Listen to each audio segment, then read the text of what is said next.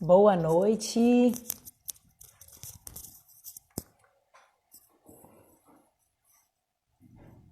Sejam bem-vindos. Rogério já está aqui conosco. Já vou chamá-lo para a gente iniciar o nosso papo.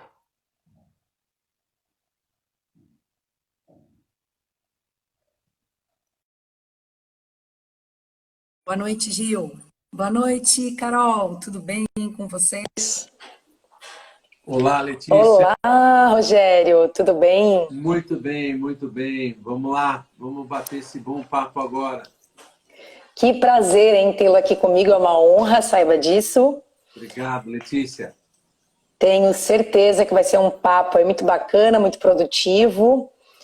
Queremos aprender com você e eu me coloco também nessa cadeira aqui, nessa posição de aprendizado. Chegaram algumas perguntas que em breve eu vou conduzir aqui com você, mas em primeira mão queria te dar as boas-vindas, novamente ficar muito grata aí com a tua humildade, né, com o teu aceite desse convite, que tenho certeza será bacana. E para quem não conhece esse grande fera, essa grande figura, que eu imagino que todos conheçam que estejam aqui, mas não custa reforçar, Rogério Scherer é conferencista, é escritor, consultor, né, palestrante, com uma grande expertise aí na área de cultura, vivências corporativas, e ele vai disponibilizar esse riquíssimo recurso que nós temos tempo para compartilhar seu conhecimento com a gente. Obrigada, Rogério. Letícia, super obrigado a você e parabéns pelo trabalho belíssimo que você faz aí em Criciúma, em região. Eu sei que você é uma excelente consultora, tenho vários amigos, clientes que adoram o seu trabalho, então parabéns pelo seu trabalho e parabéns pela ideia central daquilo que você divulga, que é o fato de que a gente não transforma organizações, né? A gente transforma as pessoas que transformam as organizações. Adoro essa ideia. Parabéns pelo trabalho e dou um alô aqui aos que eu tenho visto entrando por aqui, aos amigos da Fiesc, do SESI, Alice, o Jonas, a turma querida aí de Santa Catarina. Baraldi, querido, obrigado por ter entrado aí. Letícia, estou à tua disposição. Vamos lá. Então vamos lá, obrigada novamente. Eu obviamente abri uma caixinha de perguntas, né, no meu Instagram, e aí apareceram temas como curiosidades como engajamento. Esse foi o tema central, embora a gente vá falar de cultura, bem-estar, engajamento, mas muitas pessoas falando sobre como engajar os times. E eu não sei se tu queres dar uma palhinha antes de cultura, porque não tem como a gente falar desse tema sem trazer cultura, bem-estar, enfim. Então fica muito à vontade, mas o que mais apareceu é as pessoas querem saber como que elas geram times engajados. Letícia, eu queria que quem estivesse aqui nos ouvindo e está hoje empregado em alguma organização, ou mesmo você que está em transição de carreira, procura lembrar daquele dia em que você estava ali na recepção da empresa, esperando ser recebido para fazer a entrevista que selaria o seu destino. A entrevista que levaria você a trabalhar na empresa onde você trabalha hoje ou na empresa onde você já trabalhou. Letícia, imagina, a pessoa estava sentada na recepção, era a última entrevista, a entrevista final. Enquanto ela sentava na recepção, ela via todo mundo passando para cá e para lá. Ela escaneava as pessoas. Ela olhava para as pessoas e um contrato silencioso e invisível começava a ser escrito dentro dela. Ela olhava aquelas pessoas e dizia assim, ó, quer saber? Eu acho que com essas pessoas aí eu vou conseguir me identificar. Eu vou gostar de trabalhar com essa gente. Olha, eu acho que aqui vai ser o lugar onde o resultado do meu trabalho vai aparecer. Aqui eu vou crescer. Aqui eu vou crescer como pessoa e profissional. Olha, eu adoraria que esse fosse o lugar onde eu deixasse a minha marca pessoal. Olha, aqui eu acho que eu posso ter mais do que um emprego, eu posso ter um propósito. Letícia, um contrato psicológico começava a ser escrito dentro da pessoa por expectativas que a própria pessoa constrói por conta própria e por outras expectativas que a empresa, intencional ou não, também expressa, traz para o indivíduo. O que é o engajamento? O engajamento é a medida em que exista ou não gap em relação a essas expectativas. Se você, Letícia, tinha um monte de expectativa construída por você e provocada pela empresa, e o teu employee experience, a tua jornada como colaboradora lá, não revela que aquilo que você tinha como expectativa era real, era possível, você estará mais ou menos engajado. Então, a primeira definição do comportamento do engajado é: a pessoa totalmente engajada não tem gap de expectativas no seu contrato psicológico. A segunda definição, Letícia, engajamento é um estado emocional. Veja, se você fosse minha chefe agora, e nós estivéssemos aqui numa videoconferência de trabalho, você não olharia para mim e dizer: Rogério, fique engajado aí. Ah, peraí, Letícia. Pronto, estou engajado. Não é uma decisão racional. O engajamento é um estado emocional. Então, as pessoas primeiro se sentem engajadas para depois agirem de modo engajado. Então, eu estou aqui com vocês discutindo duas primeiras definições de engajamento. Engajamento pressupõe ausência de gap de expectativa. 2, engajamento é um estado emocional para depois ser uma decisão racional. Eu primeiro me sinto engajado para depois eu agir de modo engajado. E terceira definição, engajamento é uma escolha. Por mais que o líder faça a sua parte, por mais que as pessoas façam, a empresa faça a sua parte, líder e organização, fazendo ambos a sua parte, a decisão final de se engajar é da pessoa. Por isso que autoconhecimento nas empresas é importante, para que as pessoas tenham a clareza de olhar para a empresa e dizer: o meu propósito bate com o dela, os meus valores batem com os valores dessa organização, portanto eu escolho me engajar aqui. Engajamento é uma escolha. E a última definição, querida Letícia: engajamento é uma competência. Então, o que é um líder engajador? Seria aquele que nasceu com um código genético diferente dos outros? Ou será que engajamento é a iluminação espiritual que algumas pessoas receberam e outras não? Então, você, Letícia, quando era pequenininha, estava no bercinho, a sua mãe deixou você perto da janela, uma luz entrou no seu berço e disse: vá, Letícia, engaje, inspire e multidão. Não, bobagem. Na realidade, engajamento pode ser aprendido, é uma competência e, portanto, a gente pode ensinar como engajar, a gente pode aprender como engajar, a gente pode treinar e desenvolver a competência de engajamento. Muito bacana. E quando tu falavas, né, que o engajamento tem a ver com esse estado psicológico, eu recordo da definição do Cialdini, que ele traz exatamente esse conceito, né? O que é engajamento, se não um estado mental positivo, onde a gente consegue criar aí, caracterizar esse estado positivo com vigor, dedicação, absorção. E aí existem formas de mensurar o engajamento. Eu acho importante a gente falar isso, porque quando a gente fala de construtos que são subjetivos, as pessoas às vezes acham que é uma coisa assim empírica, que a gente não consegue tangibilizar.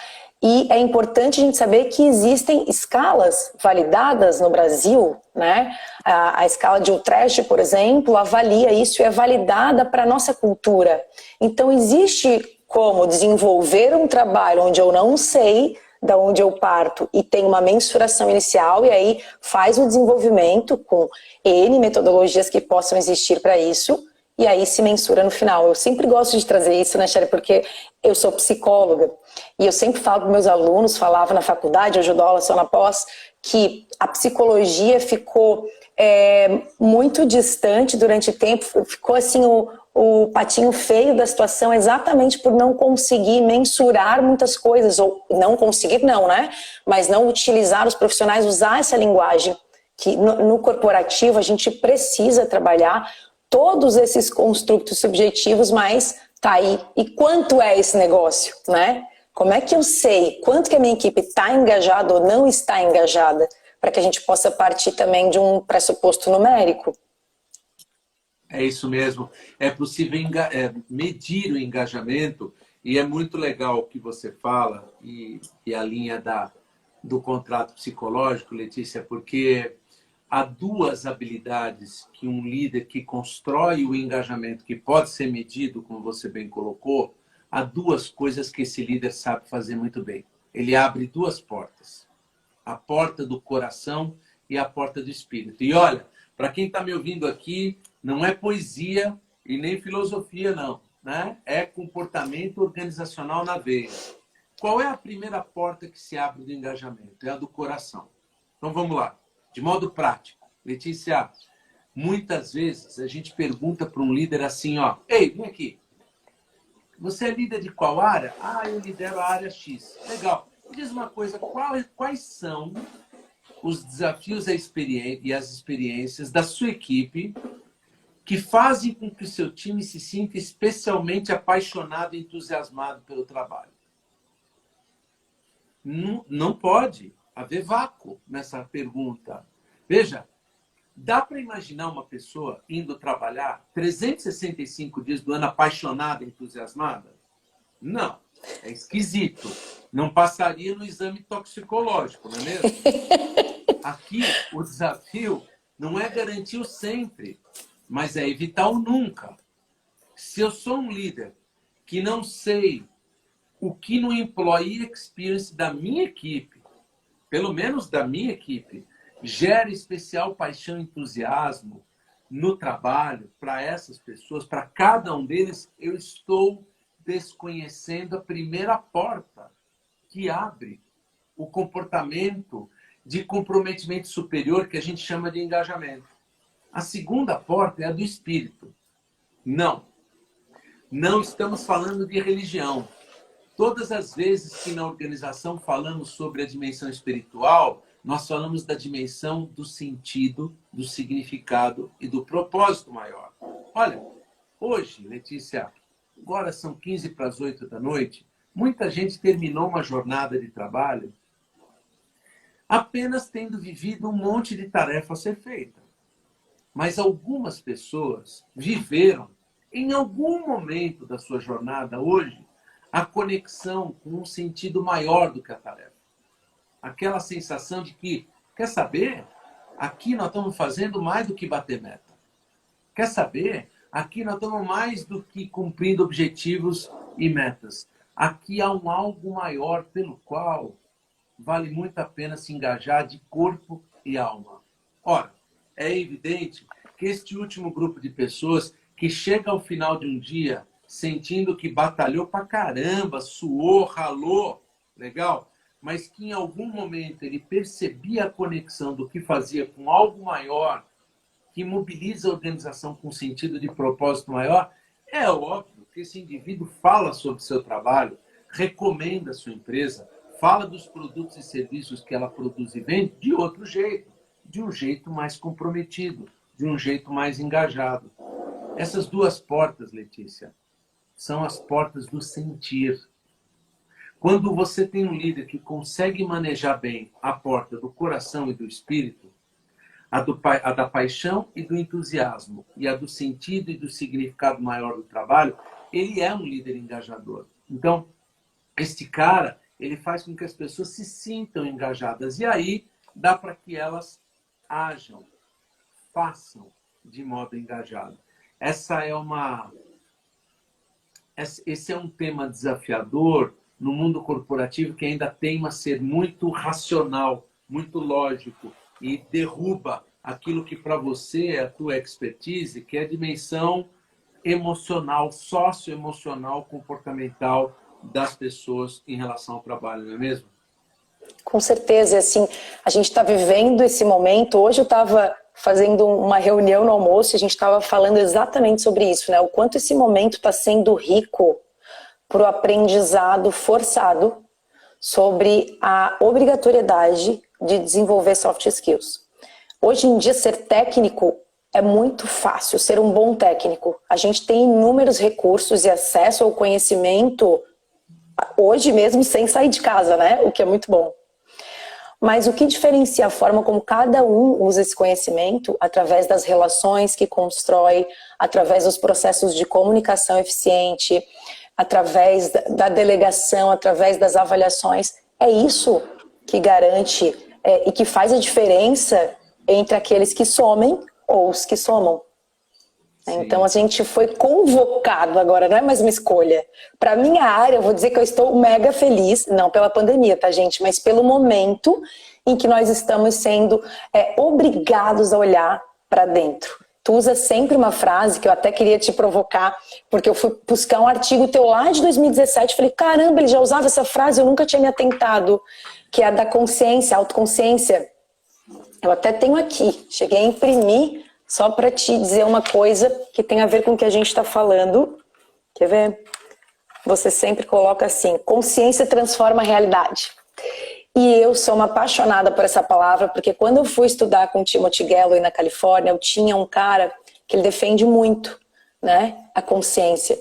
E eu falo que foi um divisor de águas, assim, eu já era psicóloga formada, já tinha outras formações em coaching, mas o que não é a consciência senão a clareza, né? Sobre você ir para a arena e estar disposto a confrontar sobre aquilo que às vezes você não gosta, mas que é necessário mudar. Porque é muito difícil mudar.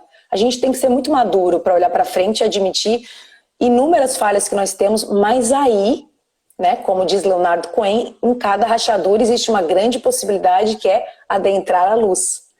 Então, consciência é clareza. Então, tudo isso que a gente está falando não se desenvolve se for em um nível operacional, tático. Isso é algo da estratégia, isso é algo que precisa estar claro na cabeça de quem conduz as organizações. Falar de projetos de bem-estar e de felicidade num treinamento, uma palestra, bacana para gerar consciência, conhecimento, mas se isso não for, não tiver na veia de quem pensa a cultura, vai ficar só um quadrinho bonito, a gente ficar discutindo um tema, mas que pouco a gente vai ver resultado efetivo na prática, né? Você tem razão, Letícia. E o que você diz agora me faz lembrar fortemente a ponte entre a consciência e o motivo para se liderar. Antes de eu fazer esse comentário, deixa eu mandar um abraço para a Rafaela, que deu um oi para nós dois, para a Paula agora que está escrevendo aí, deve ser para você, esse monte de carinho que ela está mandando para você. O Jefferson, que é o querido amigo da Beta Sistemas aí de Criciúma. Um grande abraço, querido Jefferson, a você e toda a turma querida da Beta. Muito bom ter vocês por perto. O Carlos Pinto também, a Karine. Letícia, sabe qual é o pedaço de consciência que muda agora e é muito bom isso como notícia? Algumas pessoas que lideram achavam que liderar era um prêmio, uma honra ao seu mérito. Então, por que eu sou líder? Bom, anos e anos de dedicação. Eu mereci, ralei muito para chegar aqui. Então, para essas pessoas, liderar é um prêmio e uma recompensa. Vai dar ruim, Letícia.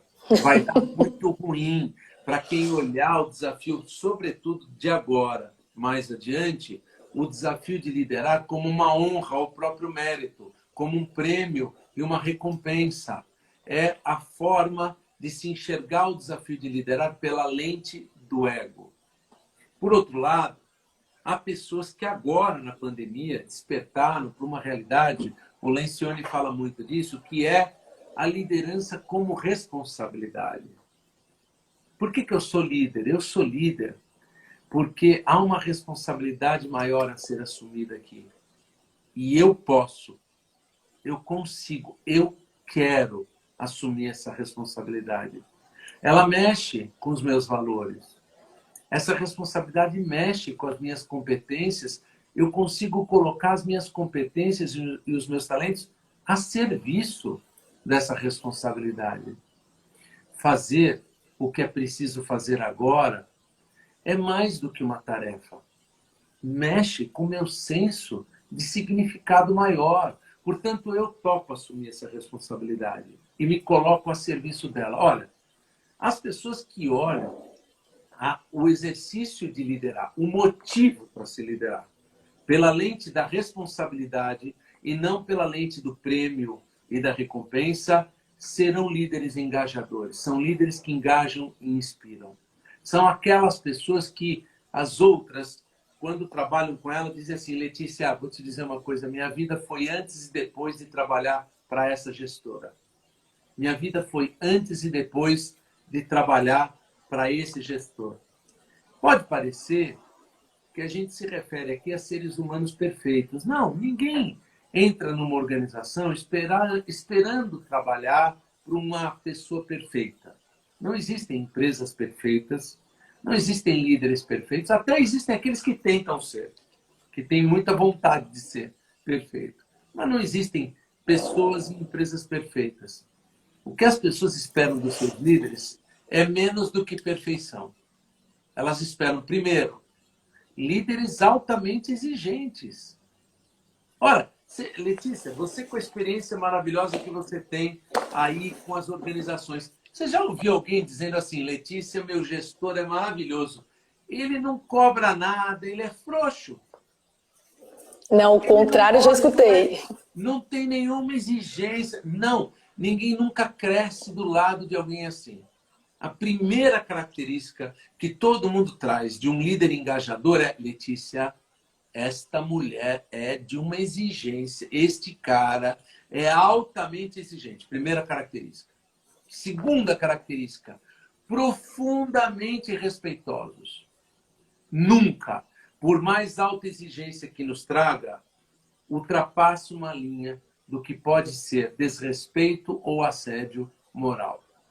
Terceira característica, na crise, olha no espelho. E no sucesso, olha pela janela. Qual é a figura disso? Ora, na crise, a primeira coisa que esse indivíduo faz, e aí lembra muito o líder tipo 5 lá do Jim Collins, é: qual é o meu pedaço nisso? Qual é a minha responsabilidade nisso? Como falamos há pouco. E no sucesso, ele olha pela janela para dividir o crédito daquilo com a equipe. E última característica, Letícia, são bons professores. As pessoas dizem assim, ó: nossa, o meu chefe é um psicótico, ele é bipolar, ele é maníaco depressivo, ele tem um monte de defeito. Mas quando ele pega a caneta, vai para o flip chart e começa a nos ensinar, esse cara brilha. Rogério, eu nunca cresci tanto como pessoa e profissional ao estar do lado deste indivíduo altamente exigente, super respeitoso, que olha no espelho e na janela e que é um coach, é um bom professor.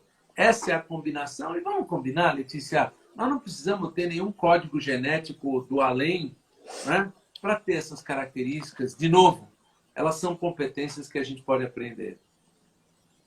Com certeza. Mas, volto, né? Isso precisa estar alinhado e fazer parte de uma cultura, porque muitas vezes essa responsabilidade de desenvolvimento da liderança, eu vejo até aqui pela região, fica num nível de definição muitas vezes da área de gente, que agora está sendo chamada gente cultura, mas gente gestão. E aí a gente não consegue encontrar tão facilmente na prática líderes que tenham esses comportamentos, né? Mas eu já percebo também, e imagino que você muito mais pela tua experiência, o quanto esse cenário está sendo modificado.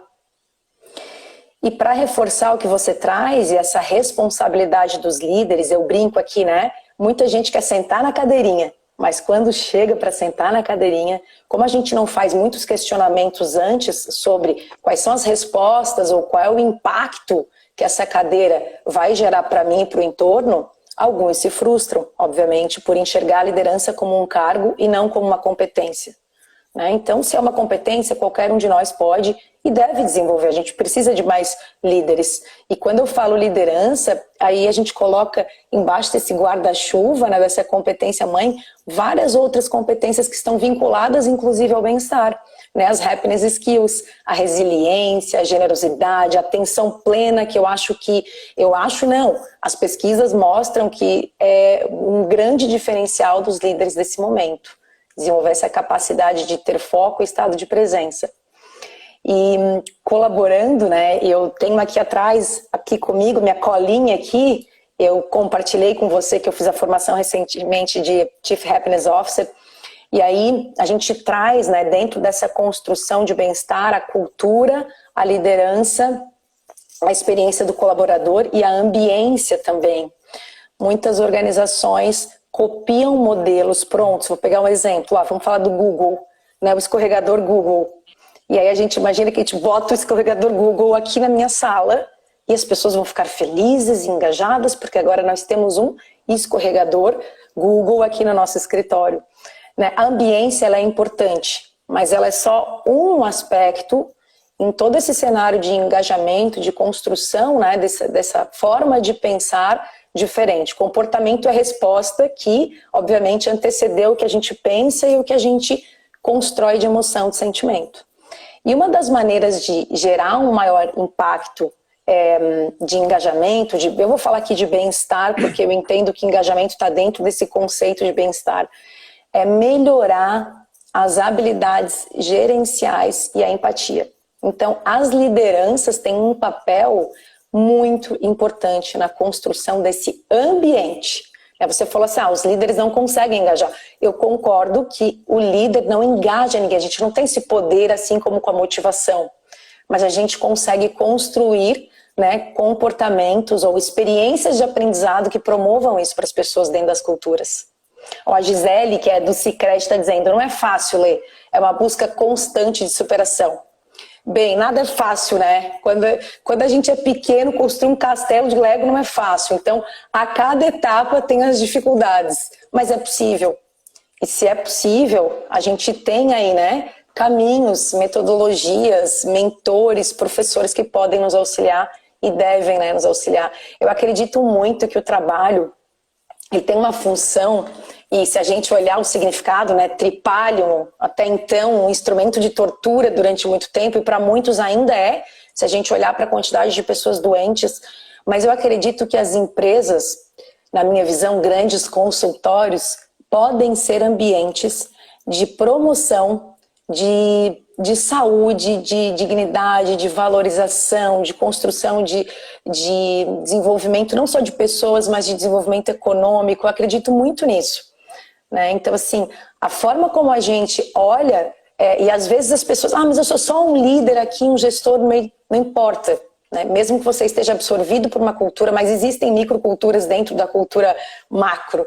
Né? Então, o que cada um está fazendo? Trazer essa responsabilidade, né? Parar de terceirizar também essa construção enquanto líderes, e o que a gente está fazendo? Essa é a primeira avaliação que precisa ser feita quando a gente fala de um líder que quer construir cenários onde o engajamento exista a possibilidade de se fazer presente. Perfeito, Sabrina. Desculpa, Letícia, eu ia falar para Sabrina, que mandou uma mensagem aqui para mim e para você. Sabrina, super obrigado aí pelo recado que você escreveu. Eu acho que ela é sua aluna, pelo que eu entendi aqui, Letícia, mas a Sabrina escreveu aqui dizendo que gostava do nosso trabalho. Super obrigado. Letícia, eu preciso pedir licença para você, também para dar o oi para uma seguidora que eu tenho, que é muito importante, que é minha mãe, que ela apareceu aí há pouco, enquanto você falava, Letícia. E logo depois que a Sabrina escreveu, a Cher Luiz é minha mãe, é a minha seguidora, e por causa dela, eu sou meio catarinense, porque, esse é meu irmão que está escrevendo aí agora, o Léo Cher. Deixa eu ver. Mas a minha mãe, que legal. Ela saiu grávida de Balneário de Camboriú, grávida de mim, da lua de mel dela aí com meu pai. Então, eu nasci exatamente 9 meses depois do check-out aí em Balneário de Camboriú. Olha, ela mandando os coraçõezinhos. Por causa dela, eu sou meio catarinense. Então, mãe, um beijo. Que bom que você está aí. Essa menina aqui, ela é jovem, mas é fera, mãe. Letícia. Dona Luísa, prazer aí conhecer a senhora. Obrigada pela presença aqui. Minha mãe, sempre o ponto de audiência que eu tenho é a minha mãe, não tem jeito. Olha, você falou de muita coisa importante, Letícia. Você falou da questão da ambiência, né? Você falou da questão da coerência entre o discurso e a fala. Aliás, eu vi outro dia uma live sua sobre crenças limitantes, que foi show, quem está aqui nos ouvindo, entra depois aqui no Insta da Letícia e veja lá no IGTV dela, é uma live espetacular. Olha, eu queria fazer um comentário adicional em relação a tudo que você falou. Antes da pandemia, algumas pessoas me ligavam e perguntavam assim, Rogério, você é a favor de usar bermuda? Pode usar chinelo? O que você acha do dress code? Você falou do escorregador colorido, né? Uhum. A gente está pensando em fazer uma mobília mais descolada aqui. O que você acha da empresa ser amigável aos pets? Podemos trazer pets? Não, porque a gente quer melhorar o engajamento. Olha, na realidade, se pode ou não cabelo colorido, se pode ou não piercing, tatu, se pode levar os pets para o trabalho, se pode pôr o puff colorido, a mesa de ping-pong, o escorregador, tudo isso não pode estar a serviço da palavra tendência. Precisa estar a serviço da palavra coerência. Letícia, nos anos 60, lá no MIT, o Edgar Schein, ele alcunhou aquilo que ficou conhecido como artefatos da cultura. São 3: comportamentos, símbolos e sistemas. Quais são os comportamentos que a gente aqui defende na nossa empresa e que nos fazem viver na prática aquelas coisas que a gente jura por Deus que tem valor profundo para nós?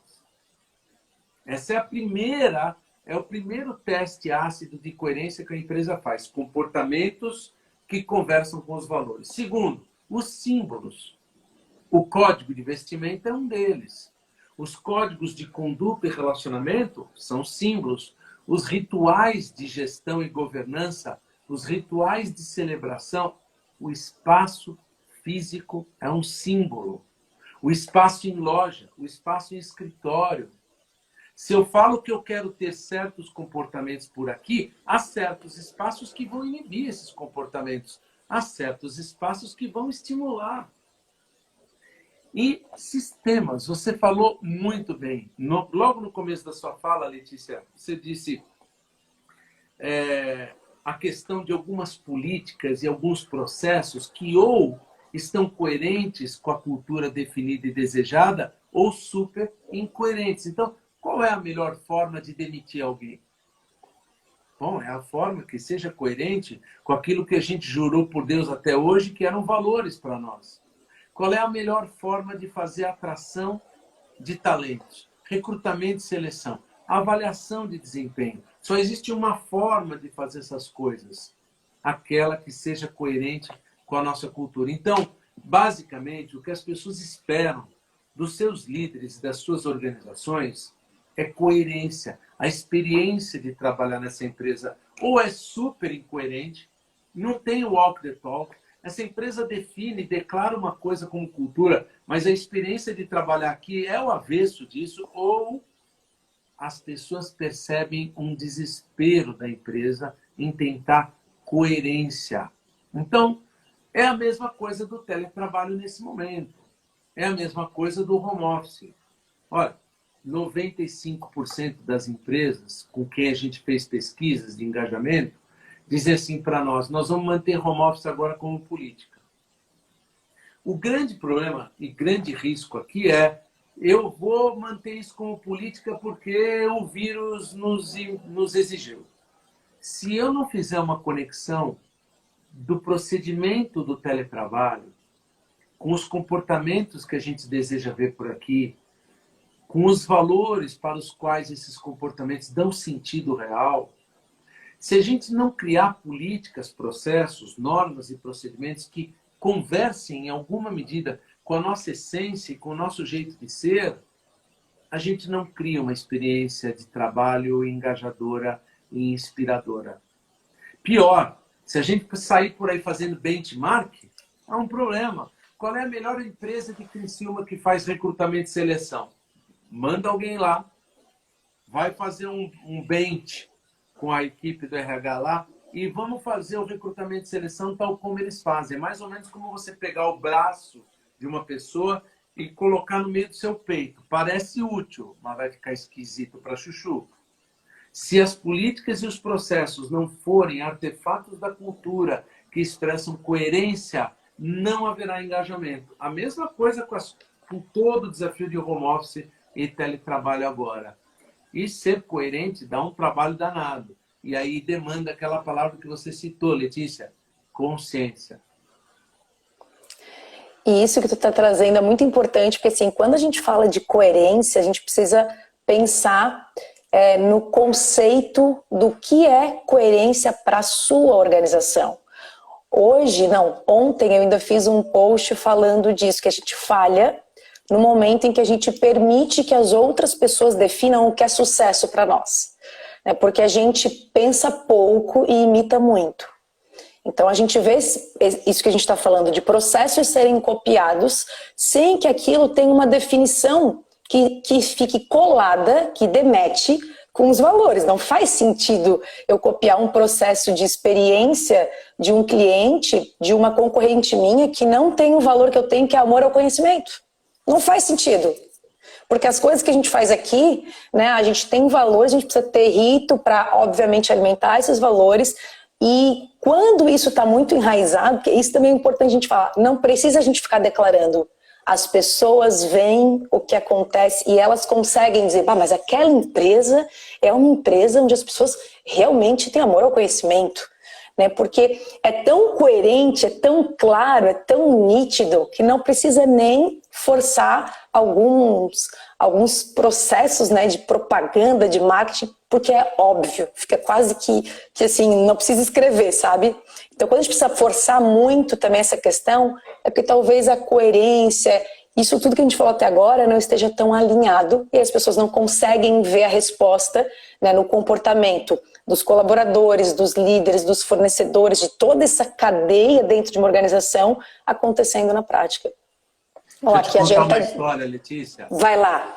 Eu, certa vez, estava dentro de uma indústria, eles tinham me chamado para fazer um projeto de cultura, a gente ia fazer a nossa pesquisa de cultura, o nosso diagnóstico. E aí, eu estava lá cedinho, eram 7h30 na fábrica, e eu cheguei antes do gerente industrial, eu tinha que entrevistar o gerente industrial naquele dia para o projeto de cultura. Eu entro na antessala dele, e os valores da empresa estavam ali na parede. Qual era o primeiro valor? Iniciativa. Qual era o segundo valor? Atitude de dono. Terceiro valor, proatividade. Muito bem. Aí os outros eu não lembro. Esses eram chocantes, eu lembro. Eu cheguei antes dele, ele chegou 5 minutos depois de mim, mas quando eu cheguei, tinha um operário lá na fábrica, da fábrica, na sala, esperando por ele também. Eu me apresentei para ele e eu perguntei, o que você está fazendo aqui? Você vai falar com ele também, com o gerente? Ele falou, que aqui nós temos um procedimento. Quando a luva que a gente usa na fábrica está muito gasta, a gente precisa pegar uma nova com o gerente. Mas antes de pegar uma nova com o gerente, a gente precisa mostrar que a velha está velha mesmo. A gente precisa mostrar fisicamente para ele que a luva precisa ser trocada. E hoje ele está atrasado, né? Eu estou um pouco angustiado porque o pessoal está me esperando lá na linha de produção. Aí ele chega. Ô, Rogério, tudo bem? Já vou falar com você. Espera aí um pouquinho. O que você quer? É trocar a luva. Vem aqui. Mostra para mim. E era tudo verdade mesmo. Ele tinha que mostrar a luva. O cara tinha que conferir, aí ele pegava a luva nova, dava, e o cara voltava para a linha de produção com alguns minutos atrasados por causa disso. E aí eu olhei a parede. Iniciativa, atitude de dono e proatividade. Letícia, enquanto as organizações não encararem essas suas inconsistências, não haverá engajamento. As empresas dizem assim, ô Letícia, autonomia, hein? Tô te dando autonomia. Mentira, não tá não. Letícia morre de medo, não só de pensar e sentir, ela morre de medo de agir. Porque ela tem medo de consequências negativas. Então, como é que eu posso juntar medo de agir, com receio das consequências negativas e, ao mesmo tempo, baixa autonomia, numa organização que diz que espera atitude de dono das pessoas. Atitude de dono, cabeça de dono, protagonismo, iniciativa nunca vão combinar com baixa autonomia e medo.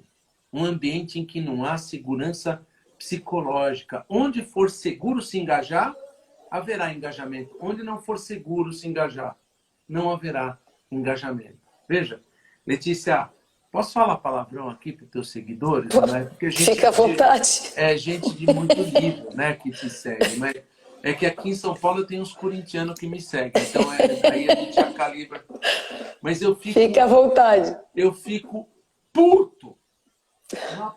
Putérrimo. Em empresas que dizem que querem atitude de dono, e pior, aí vem a coisa que me deixa mais louco dentro das minhas calças, que é pensa fora da caixa, hein? Então, deixa eu só entender. Vocês enfiam as pessoas dentro da caixa e aí querem que elas pensem fora dela. Ah, que divertido isso. Já não seria melhor deixá-las fora da caixa para que elas possam pensar, sentir e agir fora da caixa? Uma das coisas boas, em meio a tantas coisas ruins que essa pandemia trouxe, foi, em razão da distância física, de muitos ainda estarem em home office, muitos gestores foram obrigados a abrir mão do comando-controle. Não teve outra opção. E tiveram que dar mais autonomia. E aí fizeram uma coisa milagrosa. Vamos supor que eu fosse teu gestor, Letícia. Letícia, estou confiando em você para esse trabalho. E, de repente, nessa conferência tinham mais 20 pessoas escutando. Isso é um gesto público de demonstrar confiança na Letícia. Olha, a pobre da Letícia, quando escuta o gestor dizendo eu confio em você, estou confiando isto a você, ela vai se tornar uma pessoa cada vez mais confiável. Porque ela não vai querer me frustrar, não vai querer frustrar os outros. Você quer transformar uma pessoa numa pessoa digna de confiança? Então mostra ostensivamente, explicitamente que você confia nela. A profecia se autorrealiza. Ela age de modo confiável. Agora, o contrário é verdadeiro. Quer tornar uma pessoa indigna da sua confiança? Então, torne-se uma patrulheira. Controle essa pessoa de cabo a rabo. Ela terá um comportamento pouco confiável. Olha, eu adoraria ter inventado isso, mas a teoria do comportamento organizacional já fala sobre isso há décadas. A pandemia, em razão da distância, fez com que alguns gestores abrissem mão do comando-controle, dessem mais autonomia e falassem explicitamente, eu confio em você. Não tinha outra opção. Eu confio em você. As pessoas ganharam engajamento por conta disso. Que aprendizado, hein? Eu sempre falo, né? Os líderes têm esse sonho, né, de ter equipes autônomas, que não sejam executores, mas fazem exatamente a prática diferente do discurso. O Igor Drude está aqui dizendo, mas esse é o modelo industrial de gestão, comando e controle de recursos. Obviamente, com os novos cenários e com as novas gerações e com as novas necessidades de comportamentos, por isso que eu falei, não é mais uma necessidade, é convocação, a gente não tem opção. A gente está olhando para isso. Esses dias eu fiz uma outra live falando, por isso que eu falei que eu estava feliz antes, porque antigamente a gente tinha vergonha, as pessoas não assumiam que iam em psicólogo. Porque o que as pessoas falavam? Tá louco, só pode. E hoje tem um monte de psicólogo aí na rede social, agora tá todo mundo querendo entender de comportamento, né? Então, isso é muito bom porque ajuda, quanto mais conhecimento a gente tiver, mais esclarecimento, mais consciência, é mais fácil de fazer com que isso, de alguma maneira, se implemente nas nossas realidades, seja de vida pessoal ou profissional. E aí você falou, como é que a gente promove, né, essa autonomia com pessoas que, claro, têm medo de errar. E aí tu trouxe o Lencioni, eu gosto muito lá das disfunções dos times, né? A primeira disfunção é a falta de confiança, que vem pela ausência de vulnerabilidade, que é o que a Brené Brown fala também, que eu amo, né? Então, o que acontece? Durante muito tempo, os líderes e as organizações, de uma maneira geral, querem que as pessoas demonstrem que elas são vulneráveis no sentido de vou fazer algo sem saber se vou acertar ou errar, mas vou fazer. É isso que a Brené chama de vulnerabilidade. A gente associa a vulnerabilidade a algo que seja ruim, uma fraqueza. Não necessariamente é isso, mas é o permitir fazer e também se colocar à disposição, né? Nessa horizontalidade. Eu vou fazer junto com você e se a gente errar, a gente precisa aprender o quanto antes. Vamos prototipar esse negócio. E aí a gente começa a permitir que os conflitos reais aconteçam. Se não é aquilo que você citou, inclusive, numa palestra aqui em Criciúma, que é a harmonia artificial. Então as pessoas vão para as reuniões e isso, como consultor, a gente vê muito. As cabecinhas se balançam, todo mundo está concordando, mas depois ninguém se compromete, ninguém se responsabiliza e, obviamente, o resultado não aparece. Logo, não temos pai para filho feio, né? Então, ninguém quer assumir a bronca. A harmonia artificial é e será sempre a inimiga da alta performance. A falta disso que a Gisele está escrevendo aí, ó, liderança corajosa e conversas corajosas, né? A Gisele está falando isso porque recentemente eu fiz um curso online baseado no livro da Brené e ela estava lá. Gi, beijão para você. Foi muito bacana, né? Eu gosto muito desses conceitos porque o que ela fala, né? Sobre a gente abraçar realmente as incertezas, sobre ir para o confronto, não significa ir para o conflito necessariamente, mas encarar a arena. Porque quando a gente está no mundo adulto, por mais que a gente goste do que a gente faz, nem todos os dias as atividades vão ser aquelas que nos dão mais prazer, nem todos os dias a gente vai ter só coisas boas a comemorar, mas a gente precisa abraçar isso, encarar. E tem que ser muito corajoso, porque um líder que quer promover a autonomia em time, se ele não assumir que é corajoso, ele não consegue lidar exatamente com toda essa criação de fazedores que virão junto com ele. Então tem que ter muita coragem, né? Para querer ser eco e não ser ego, que é o que a teoria Wu fala, né? Mais eco, menos ego. Então, existe uma necessidade urgente das organizações de trabalhar fortemente. Eu não gosto muito porque algumas palavras ficam vulgarizadas hoje em dia, mas quando a gente fala de autoconhecimento, parece uma coisa assim meio mística em alguns casos, mas eu me refiro aqui essa necessidade quase que gritante, né, que as organizações precisam olhar carinhosamente para o autoconhecimento dos líderes, porque tudo isso que a gente falou até agora, se a pessoa não tiver consciência, a consciência é o primeiro passo para a gente ir para um movimento, eu desejar, né? Então, o Tim fala isso, né? Primeiro eu preciso desejar a consciência, escolher ter olhos para enxergar sem estar entrópico, né? Sem eu ficar também míope de alguma forma, e depois eu escolher ir para um movimento que não tem garantia nenhuma de resultado. Mas alguma coisa vai acontecer. Perfeito, Letícia. Estou de pleno acordo com você. Então, estamos aqui, estou fazendo a gestão do tempo também, né? São 8h20, daqui a alguns minutos o Instagram nos tira do ar, né? Queria abrir até para pergunta, se alguém quiser fazer alguma pergunta para o Rogério, fica à vontade dentro dessa temática ou qualquer outra, tenho certeza aí da área corporativa, ele tem uma preparação incrível para responder para vocês. Tem muita gente bacana aqui nos assistindo, tem alunos, tem clientes, tem parceiro, tem família, minha tia também já deu um oi aqui, tô até estranhando que a minha mãe também não apareceu, ela sempre é a marqueteira principal do negócio. Tem uma pergunta aqui. Comentários da Luciane. Tem a Sabrina que eu tinha comentado, que fez um comentário para você e outro para mim, mas agora eu perdi ela aqui. Eu imagino que seja a Sabrina do Sicredi ou a Sabrina Castro, uma aluna minha que comentou aqui antes. Beijo para as duas. Muito bom. Super obrigado por terem nos acompanhado aqui, pessoal. Super obrigado, viu? Ô, Cher, tem uma pergunta ali, só que eu não estou conseguindo voltar agora. Alguém fez uma pergunta sobre idoneidade. Tem algo aí.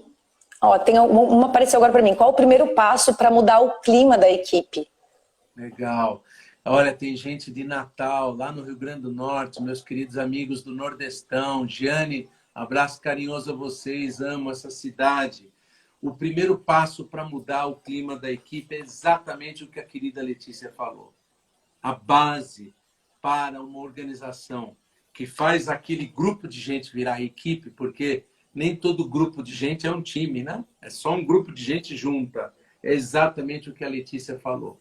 A capacidade das pessoas terem confiança, que depende da capacidade das pessoas ficarem vulneráveis umas com as outras. E vulnerabilidade, como a Letícia bem lembrou, na visão da Brené Brown, não é colapsar na frente do outro, mas é a capacidade de dizer a sua verdade a partir do core, do coração. Daí vem conversa corajosa, querido Edson Japão. A capacidade das pessoas dizerem o que pensam e sentem a partir da sua verdade. E aí, o primeiro passo é investir um tempo para você compartilhar a história de vida com a sua equipe.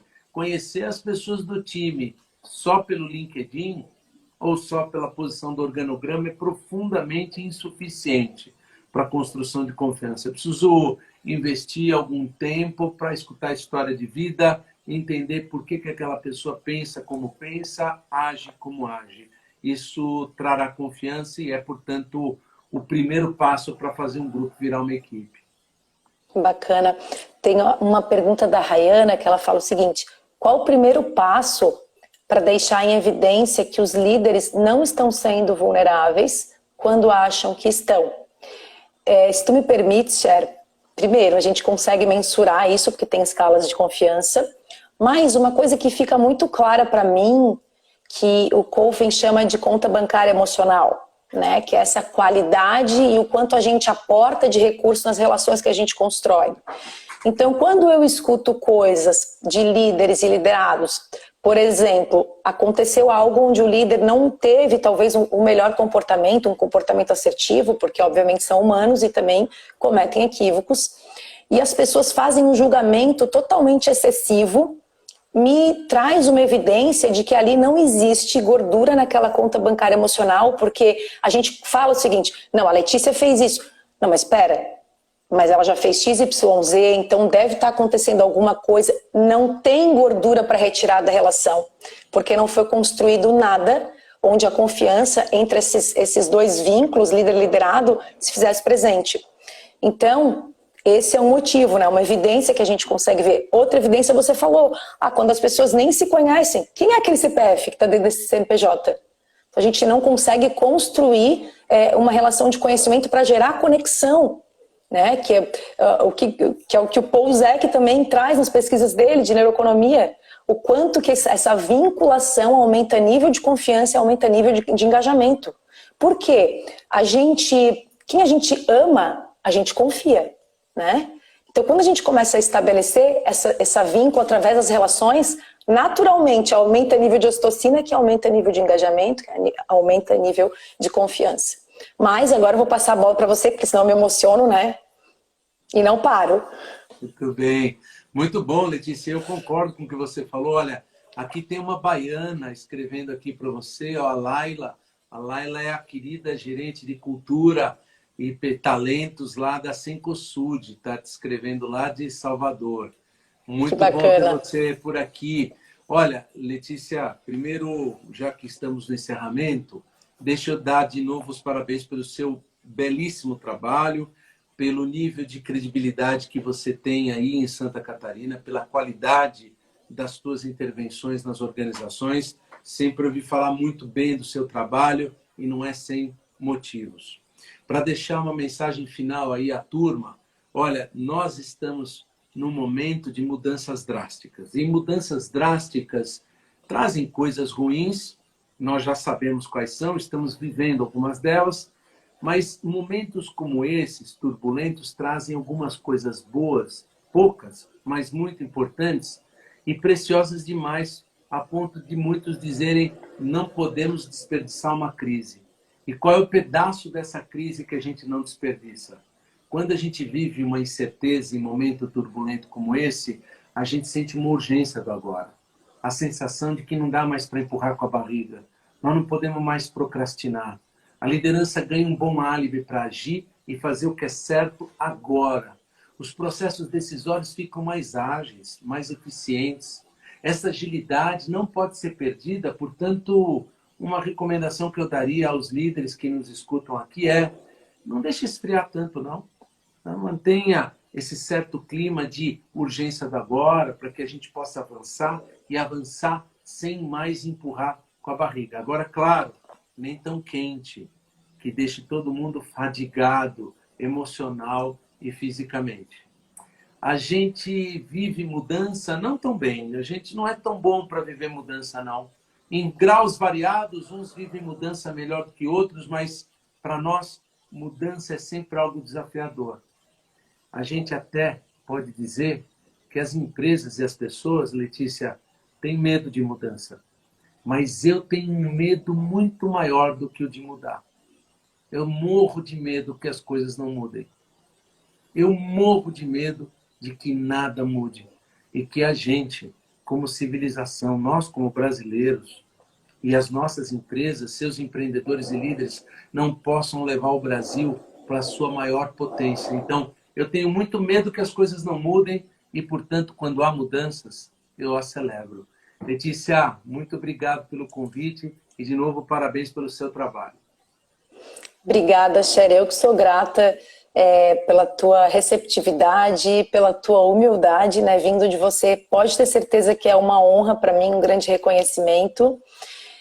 O Jorge fez uma pergunta ali, Jorge Garcês, meu colega no Educadores Executivos, e eu acho que o Cher acabou de te responder com essa fala dele no final, né? Ele perguntou se os líderes precisavam se reinventar. Então a gente tem que ter medo de quem não muda. Então eu sou muito grata, adorei estar aqui contigo, quero fazer mais, eu vou deixar o convite público, que daí tu vai dizer sim aqui na frente de todo mundo, brincadeiras à parte, eu quero combinar com você, porque para mim foi muito bacana, foi um papo gostoso, tranquilo, e que eu tenho certeza que gerou insights aqui em quem estava nos acompanhando, nos assistindo. Sou fã do teu trabalho, tu sabes disso, e espero que em breve a gente tenha parcerias bacanas e se encontre novamente aqui no Sul.